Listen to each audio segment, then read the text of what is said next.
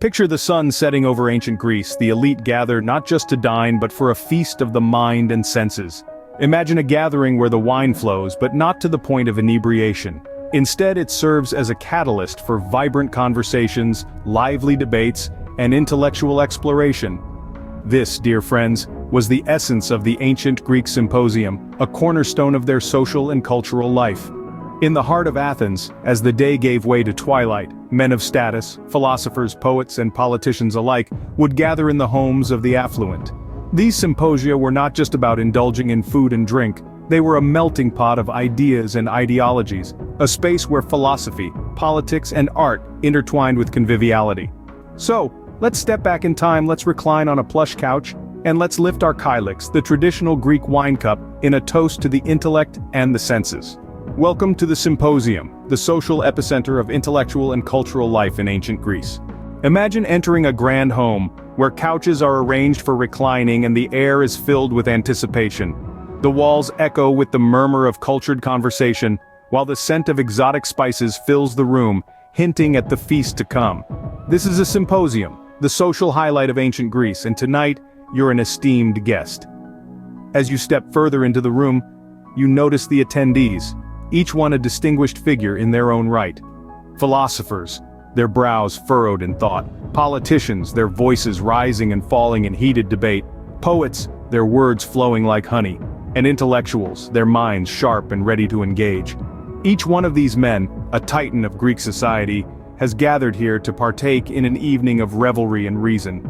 Now, before you get too comfortable, there's a small matter of dress code.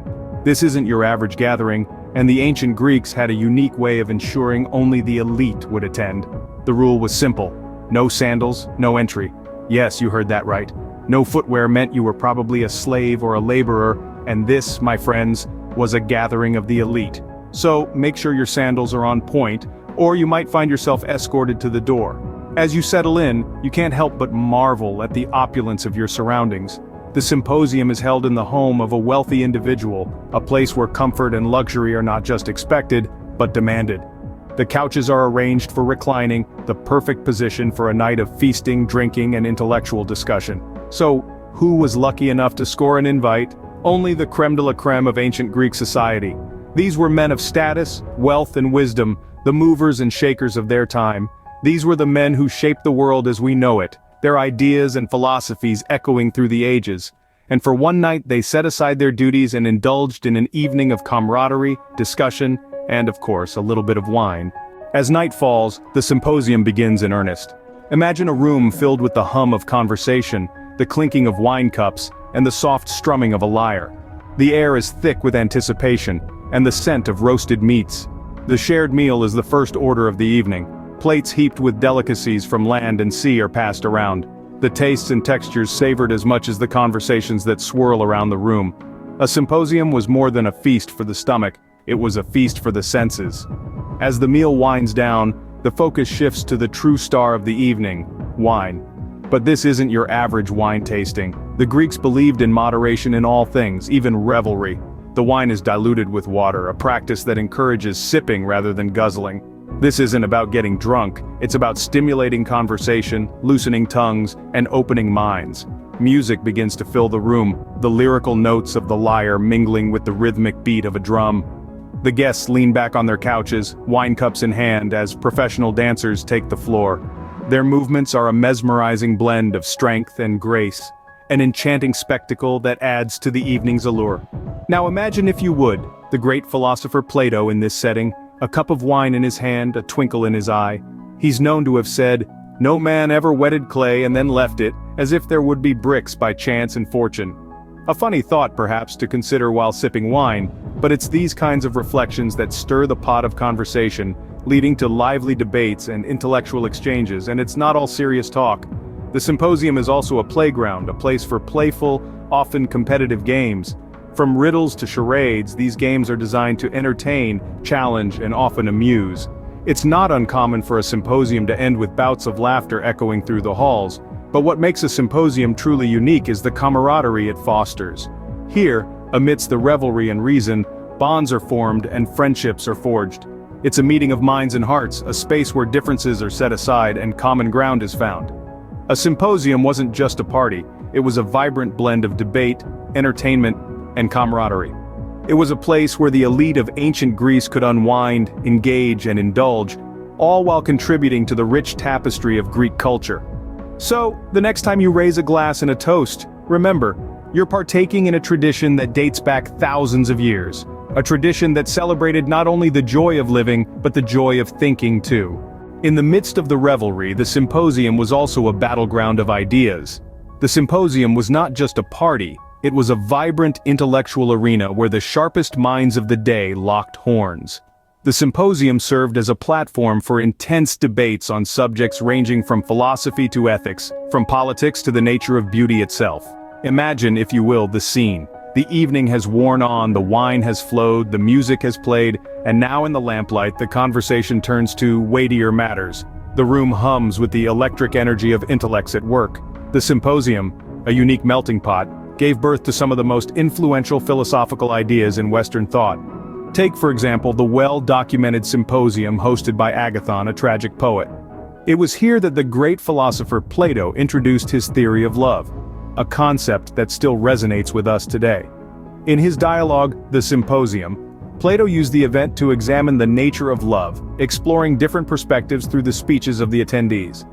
Each guest presented their thoughts on love, a discourse that culminated in Socrates' famous speech, where he described love as a great demon and a philosopher. Or consider the symposium where the controversial idea of social contract was born. The notion, later developed by philosophers such as Hobbes, Locke, and Rousseau, fundamentally changed our understanding of political obligation and consent. And let's not forget about the ethical debates.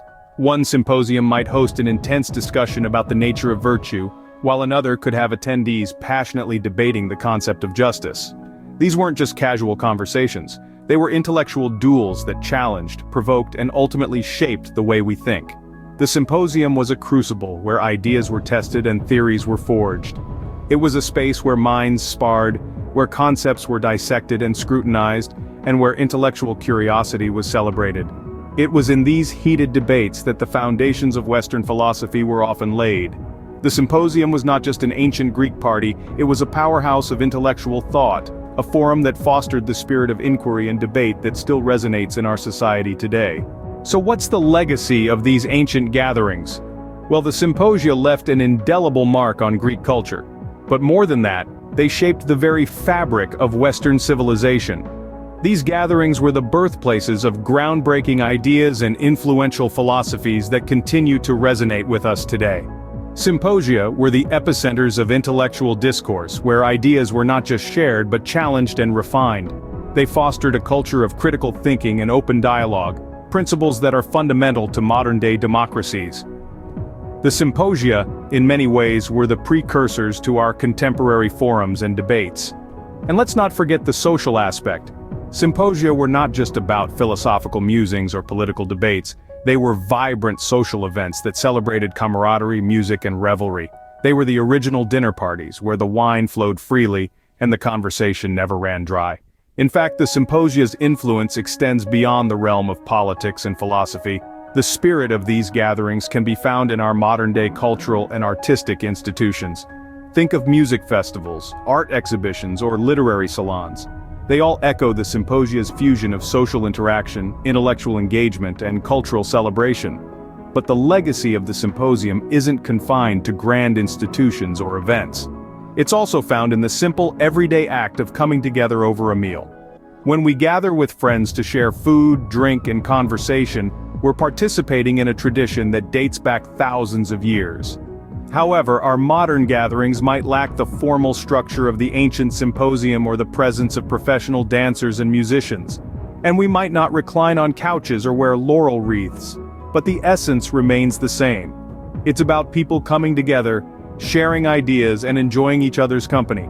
So next time you're at a dinner party, remember you're continuing an ancient tradition, minus the laurel wreaths and lyres. You're partaking in a legacy that stretches back to the heart of ancient Greece. A legacy of revelry and reason, of camaraderie and conversation. And who knows, maybe your gathering will inspire the next great idea, just like those ancient symposia did.